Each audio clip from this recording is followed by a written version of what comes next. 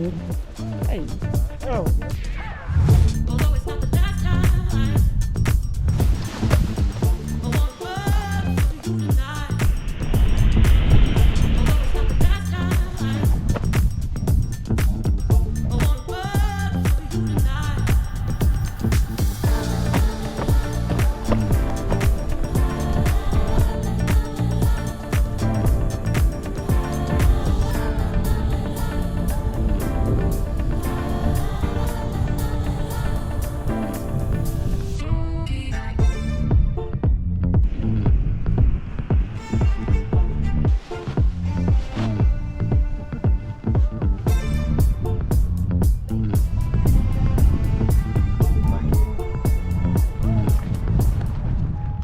So yeah, I've actually flown the Forza 2 quite a bit now. It must be getting on 30 hours. Flown with quite a few different wings and in quite a lot of conditions. I have to say I'm really enjoying flying it, and there's a lot of aspects I really like about the harness. For me, this is the best Ozone harness I've tested to date, and there's a lot of really great features that I'll talk about, and it does offer a lot. However, I do also have a few niggles and things to point out. What I'm going to do is I'm going to go through all the features of the harness and trying to give you some tips on how to get the best out of it. I'm also then going to compare it here with the Impress 4. We'll give you an idea by showing you how it fits in the different backpacks. I've got 2 Ozone ones, 2 advanced ones, and then a Vyuk one. Also, I'm going to show you a couple of other things like the blanking foam. I'm going to fit a drag sheet, and also we're going to show how a few different instruments fit on there as well. Well, first of all, it's, as I say, a high performance cross-country pod harness. It's got a very rigid frame, so lengthwise very rigid. It's aimed at big long cross-country flights. It's also got the provision for 2 reserves, left and right, and it's also got a moderate sort of longish fairing on it. The biggest plus that I find with the Forza 2 is that it's got this really rigid back here. It's very supportive, it's very comfortable, so the comfort on your back, it's really nice and supportive, and it's not lumpy and bumpy, which I personally found with the Forza 1 and the Ozone 1 and 2.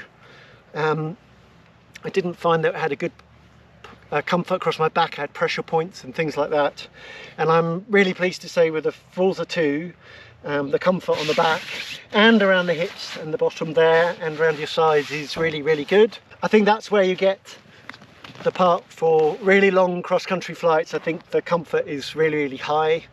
It also gives you a really good feeling of control with the harness, so it's got very good weight shift and nice feeling of control and rigidity. Even when I've been flying at the higher aspect and lightweight wings, it's still got that good stability. It feels a little bit like a competition harness in that way, and similar to the Impress 4. If I'm really honest, I think the Impress 4, the comfort is, the back is even better and smoother and more comfortable for me.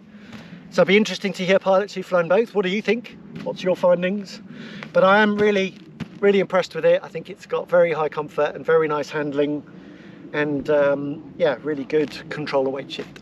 So the shoulder straps, they've got a good bit of padding under here and that. I do find a little bit that they're a little bit stiff, and you do feel them and notice them there, but only a little bit. And again, the comfort is very good, but that's one area I would have liked that to have been just a bit, for me, I'm obviously a bit delicate, a little bit softer and nicer on the shoulders there. In terms of the usability of the speed system in flight, and it's easy to get your foot onto the steps, and the pressure is relatively low, and it's nice and smooth, very usable as you'd expect for this level of harness. And so I've had some really good long glides with holding the bar on and using the rear risers on 2 and 3 liners, and I found it works really, really well. So it's very usable, nicely done, good job.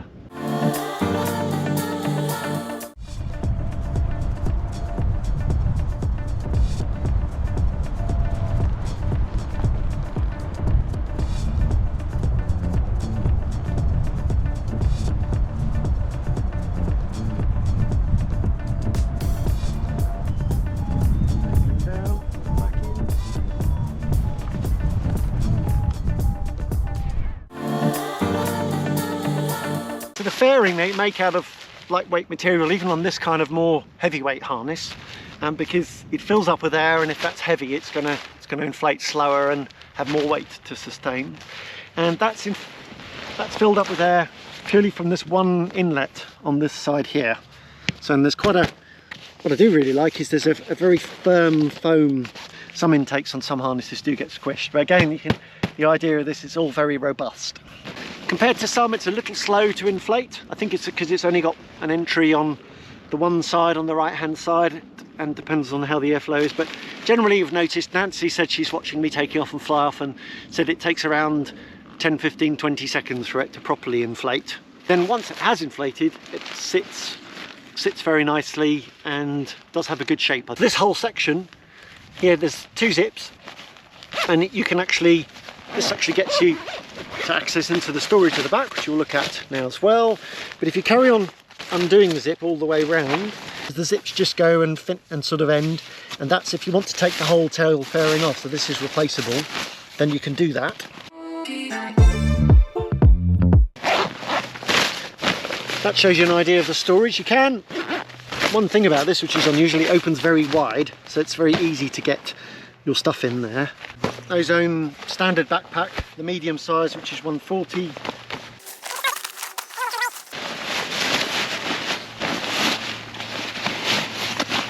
That's how I found it works kind of best. So I think that's a good storage amount of space. Not super massive, it's not a Volbiv harness, but plenty of space to get all your stuff in there. That's where you have the pocket where you put your hydration, your drinks container, and the tube runs out through the side, and then you just feed it through here. Drinks tube like that. There's also another pocket in here. So a key feature of the Forza 2 is that it's got 2 reserve containers, left and right. This is the left side, and it's symmetrical, they're identical on both sides, and you can see that's the handle there. The actual handles are held together by magnets, which is an interesting idea. Pull that out, that's the handle, and then there's sections with magnets on them, and what you have to do is get the handle nicely right in place. You have to get, there's a little channel between 2 magnets, so they're quite strong magnets, and then that's what holds the handle in place. All my testing of it so far, one, getting it into place and holding it, I find a little bit fiddly, not super easy, but once you're getting it in there, it seems to work fine.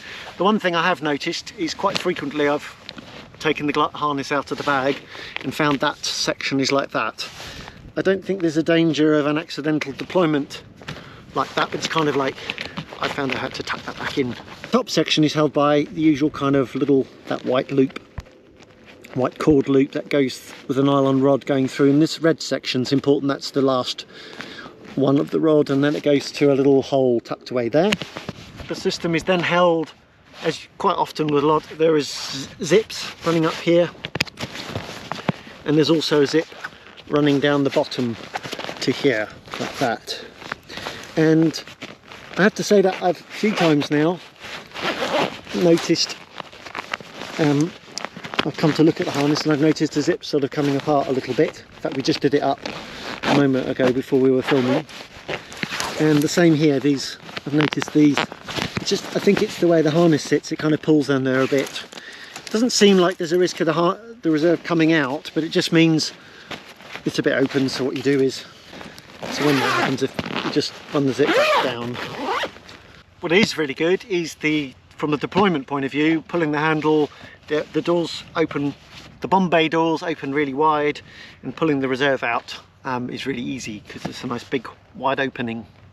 But I do think you need to kind of, it should be part of your pre-flight checks, you need to check your handle as part of your pre-flight checks, make sure that's in place. And then for checking your pins, you can just look down in the gaps here and here just to make sure it's all in place. One thing that's really positive is you can see the handles are really big, and some handles are much smaller. These are really very big and very easy to grab, so they've made that, and there's a nice big foam padding there, very easy to grab. Deploying and pulling out the reserve is really easy. it opens up nice and easy. It's not like a struggle, and then pulling the reserve out of the container and deploying it, testing it in a hanging system is all very easy. The Bombay doors open really wide, and so that's really good, and it's symmetric on left and right. The harness unzips. The reserves I've got in here, I've got two Ozone SQR Pro 120s. Here's the bridles. It all opens really nicely, and there's a good space here so that the bridles can come out without getting jammed. Got a nice big hook and loop, or loop Velcro patch there to stick Mini Vario or your Garmin InReach satellite tracker or something on there. And this here, there's a little handle, and this comes with a harness. You've got a safety knife, safety bridle knife in there. That's simple shoulder adjustment. Tighten like that, loosen like so, very easy to do in flight. And moving on down, you've got a chest strap with a whistle. The Edelrid alias 2 carabiners. And we've got here the side adjustment there, that's your back angle adjustment. Just mention, I have noticed, having used the harness for a bit, that they slipped a little bit, so I just pulled them back up. But on the positive side, they're very easy to adjust in the air, so you can get to them easily, and you can actually adjust your position in flight nice and easy. Well, that brings us to the waist strap and the leg straps. So it's a get-up system, like almost all harnesses nowadays, certainly most of them. And you can see there's nice blue and red. So blue for right and red for left. Very high quality, excellent buckles. And you can see on the leg straps there's a nice bit of neoprene there. It's nicely padded, so it's very comfortable. Adjusting the waist strap, you can see it's to tighten it, pull this strap like so. It's only got a small amount of movement, but you don't need a massive amount of movement, I think. And to widen it that way. I really like that it's got this kind of system there. Opening, you can see I've put my gloves in there. Take those out for a moment. And there's a good size pocket there as well. It's not as big as the Niviuk Arrow, it's just got that same kind of system. For me, I really like this type of system where it's so easy to access your gear in there. You put your instruments on there, and in flight you can just open that, access what you want, nice and easy. That's the pocket there to put your power bank in there. And then at the top there's a hole like that for your cable to go through and come out through there. Do have to mention, you can kind of see it's very small, that hole. I don't know why they didn't make it a bit bigger. And I actually can't fit my cables through. I've got the right angle cables. And this stretchy material is to do with, there's an extra pocket here on the side, which I really like. I think it's a nice addition. The side pocket here, you can also, if you want, put in a drag chute. So you can put in a drag chute. At this instance I'm using a G-CHUTE, and the reason I use this is actually it's quite light, compact, and very good value for money. Less expensive than some of them. Then all you do is you're going to connect the G-CHUTE on here. So what I find is you just take the riser off, connect the G-CHUTE, put the riser back on, making sure you put it on the same way around. And then you can stuff the G-CHUTE into there and put the excess. That's the handle on the G-CHUTE for disabling it if you want to put it back in. So all I find is just tuck that into there and zip it up. Actually works pretty nicely. You can see that's a nice simple solution. Personally, I think I really like that on some harnesses like the Impress 4, they have a dedicated drag chute pocket that fits in behind your back. It also means that you can open it and deploy it right or left as well. Because that's in there, first of all, the one thing about it is that G-CHUTE is now taking up quite a lot of the space inside the pocket there. The other thing as well is now when you do that, it now makes the cockpit fatter. We'll show the packing in detail later, but just to give you an idea, it just kind of makes that a bit bulkier, and it actually makes the whole harness packing just a little bit bulkier. Here I've got a panel thing that I use the most. It's the Cockpit one, and these are the instruments I fly with most of the time. But just to give you an idea, well, that fits on there absolutely perfectly. So those. This is the Skytrax 5. You can see how that fits on there. And again, very easy to put your phone on there if you want. This is the Navita ODN. And again, you can see that fits on there very easily. And you can see actually a feature I want to mention about the flight deck, which is I really like this, and I think all flight decks should have it. Ozone have put a rim there. The main thing it does is it stops your lines getting caught underneath your instruments or your phone and ripping them off. And by the way as well, I haven't got it with me, but the Flymaster double screen, that also does fit on here. That will take up most of the space then. I'm not sure you will have space. In fact, I don't think you will have space for your phone as well with that.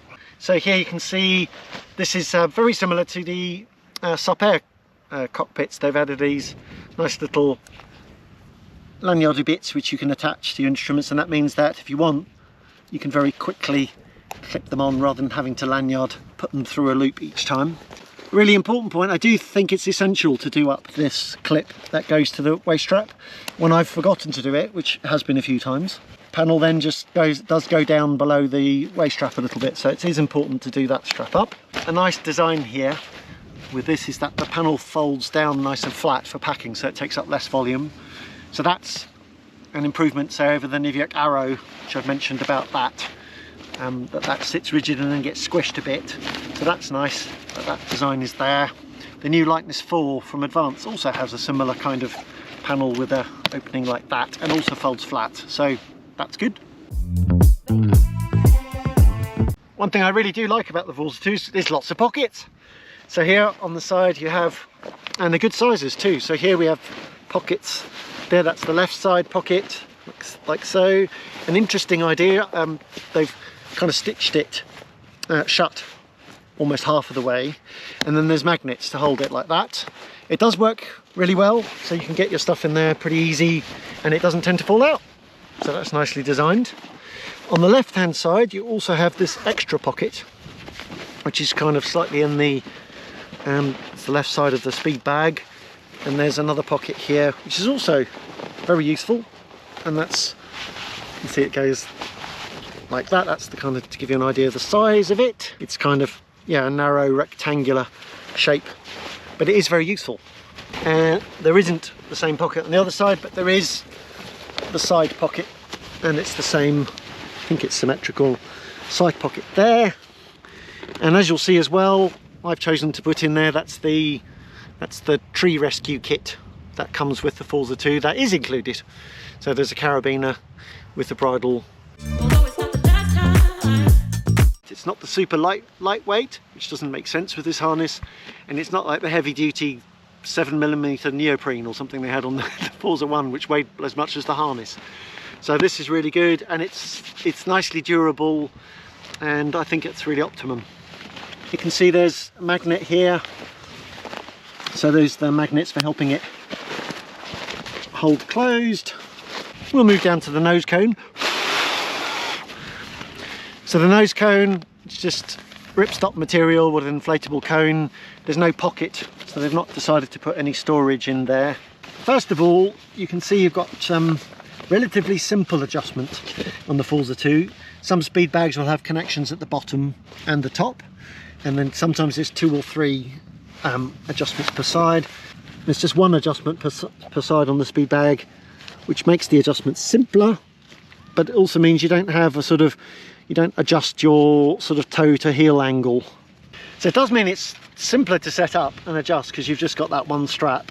But yeah, it's just that thing that you have your toes and heels moving a bit. I have noticed that over time the strap's been slipping a bit, so I've got it through and back and doubled on itself, so it's something to keep an eye on. Just check that. And really good that they've put these white markers on here, put markers so it's easy for you to, one, see how much you've done, and then make it symmetrical to the other side. Speed system, So the Forza 2, this is the standard speed system that comes with the Forza 2, and it's a 3-step bar, and it's meant to be a bit like a bullet bar kind of idea. It's with asymmetric steps on it, and I do find it pretty easy to get my foot on, and having the 3 steps works well. And they've got these bungees to try and hold everything nicely in place. So when it's all set up, I think it works well, and it's a good speed system. One thing I have had happening with it is that it's the side of the webbing straps here have slipped through. So I've had a few times now where I push on the speed system and it just goes zip, and basically I lose all pressure on the speed system, which means the speed system doesn't work. And I'll be honest, I'm trying to work out, I followed the manual and I'm trying to work out if is it something I'm doing wrong.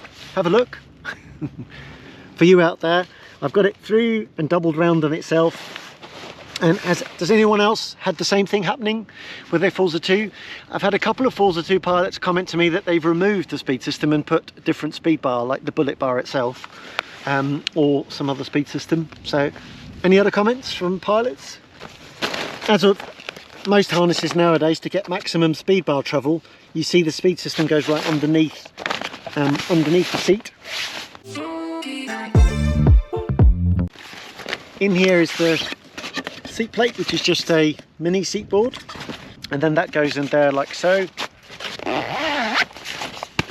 Now we move to the under seat container. I think for the I think it's roughly 7 litres, so it's quite a generous, nice big size. So Nancy wants to get in there. Yes, a nice big pocket under there. That's really useful. I put my concertina bag and all soft things. I tend to prefer putting soft things because they're under my bum, under my bottom, in case I landed on that. And really useful, nice big space. Small point, the harness is delivered with this blanking foam thing, and that's if you only fly with 1 reserve. You don't have to fly with 2 reserves just because it's got it.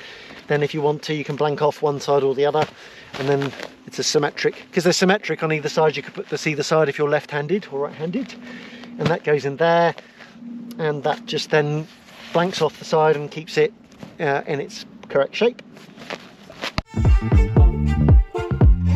So shoulder strap, I'm going to put that onto my shoulder. Left shoulder. Next, waist strap, following the straps down, bring up the straps. Left buckle, clip that in. Right buckle, clip that in. Next, I'm going to do the chest strap next. It's actually my preferred way of doing it. So do that, and that moves up and down if you want to. Then here, and this is the bit I want to show a real close-up of, is like that. Is good, not good. So make sure that's on the outside. You go to the flight deck, it goes through there, and that is good. That not good. So take that out there, pass it through like so. Next, follow down the line to the blue buckle, then follow down to here, blue, put that through there, then here like so, clipped in there.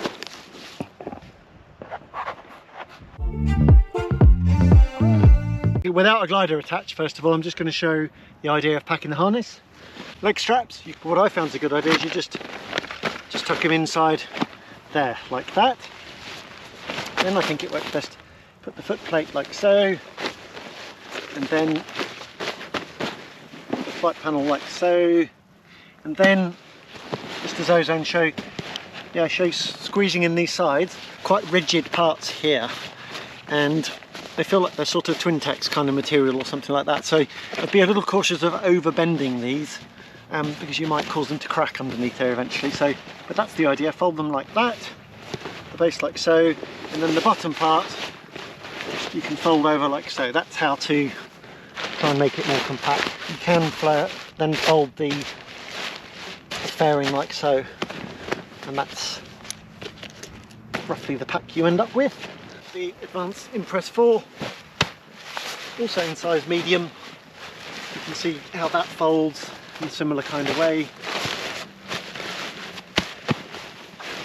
The Impress 4 just folds in half a bit easier and sits in that shape. The Forza 2, because of the fact that it's got this very rigid sort of stiff back, it's not quite as compact, and it can force this across, but I don't recommend doing that because you're going to then bend the back. So you can see the pack size of the Forza 2 and the Impress 4 are quite similar, but the Impress 4 is a bit more compact, and it's also a little bit lighter as well. So generally, once you've got the Forza 2 packed, you get your glider and put it on the top like that. Let us start with the big one. We've got the Ozone standard backpack, size large, 175 litres. And because we've got this system in here for doing this, actually it's better to put the glider down like that. I find this is how I do it. So then what I find best, just because of the shape of the bag, and the shape of the harness, because it's got this rigid section at that end, like so, I find it works best to put it on that way round. And the idea is with this backpack, if you show here, and then with this backpack you've got these straps here, and the idea is that you can compress the kit into place. If you're the kind of pilot that likes a really big backpack and wants it super easy to get everything in there, and you carry lots of gubbins, then that's certainly, and this backpack certainly does that, makes it really easy to get everything in there. It's also an important point, which we'll see later, is that it's long enough so when you put your bits in your helmet in top, then it's easy to close up. And then helmet on top.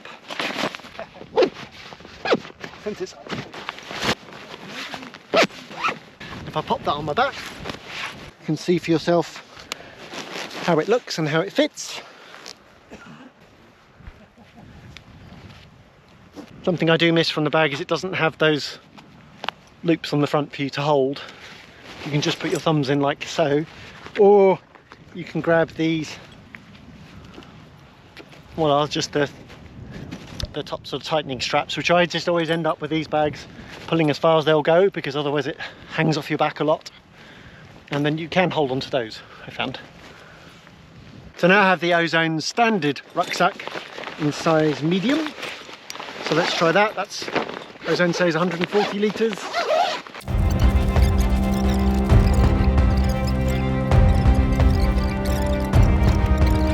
And you can see this, certainly for the Forza 2, I think this is the best shape, size and shape Ozone bag for it. And that's the one that I'd recommend of the Ozone range. And over back.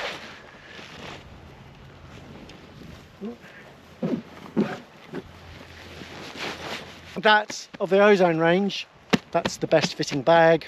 So the next two backpacks we're going to try, this is the Impress pack, that's what comes as standard with the Impress 4. And what we've got here is the Comfort Pack 4, 130 litres. So I'm going to try it with that, and the fit of these two is pretty much identical.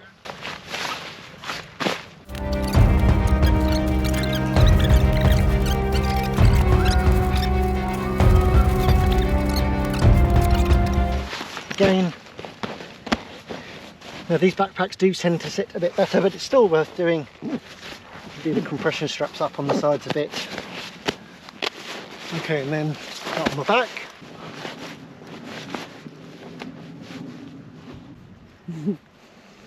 Yeah, and it's, so the shoulder straps are more comfortable, and how it's sitting on my back is all nice and comfortable. So last of all, I'm going to try one of the Niviot cargo bags. 130, let's try that out.